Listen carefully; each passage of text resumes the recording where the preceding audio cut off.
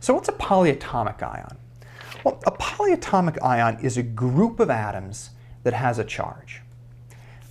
Here's what I mean.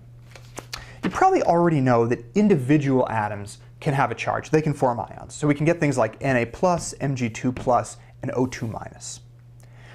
Polyatomic ions are what happens when more than one atom comes together and they form a big group of atoms, and then that group of atoms itself has a charge.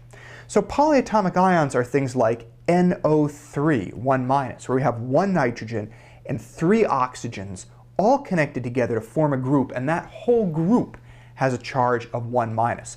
Poly means many, so here polyatomic ions, we're talking about ions that are made up of many atoms, more than one atom. Let me show you a few examples of how this actually works. So here are two of my favorite polyatomic ions, ammonium and carbonate. Ammonium here is made up of 1 nitrogen connected to 4 hydrogens, and carbonate is 1 carbon connected to 3 oxygen atoms. Now, the atoms that are in each of these polyatomic ions, they have protons and electrons in them. So what we can do for both ammonium and carbonate is we can count up the number of protons that are in each of these atoms. If I do this for ammonium, I get 11 protons. And then if I count up the total number of electrons that are in this whole group, I get 10. So these two numbers don't balance out. I have more protons than electrons, which means that I have more positive charge. I have a net charge of 1+ because I have 1 more proton.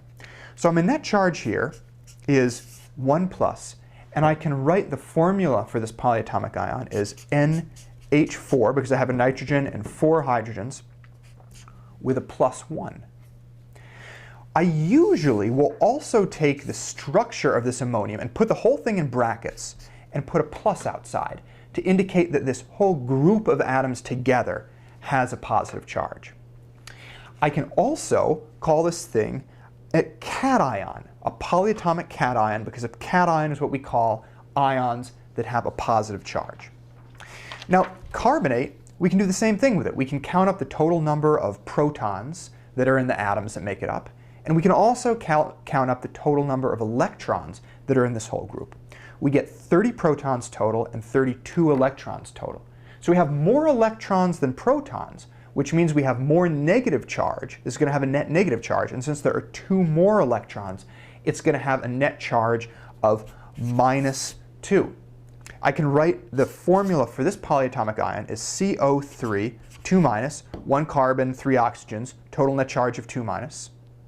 And then I write my structure in brackets and put a 2- here to show that this whole thing has a net charge of 2-.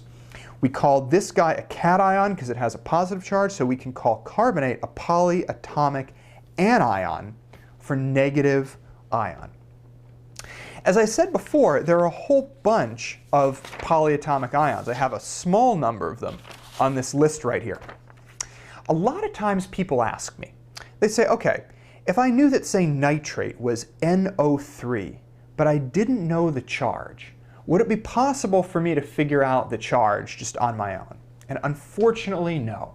It's very difficult to figure out how many electrons a polyatomic ion has, and so you need that to figure out the charge. Polyatomic ions are really important for when you're writing chemical formulas of compounds, and since you need to use them a lot, they're one of the things in chemistry that you really just have to memorize. So I've made a video on that. It's called Learning Polyatomic Ions. If you need to learn these, which you probably do, you might want to check that video out. I talk about a number of strategies where you can, that you can use to better learn these. Also, if you're interested in the actual bonding that's taking place in the atoms that make up a polyatomic ion, it's a little bit more advanced, but you might want to check out the video called How Are Polyatomic Ions Made?, where I talk about the covalent and ionic bonding and the sharing of electrons that takes place as these polyatomic ions form. So anyway, that's what polyatomic ions are. They are groups of atoms that come together and have either more electrons than protons or more protons than electrons, and because of that, this whole group of atoms together has a charge.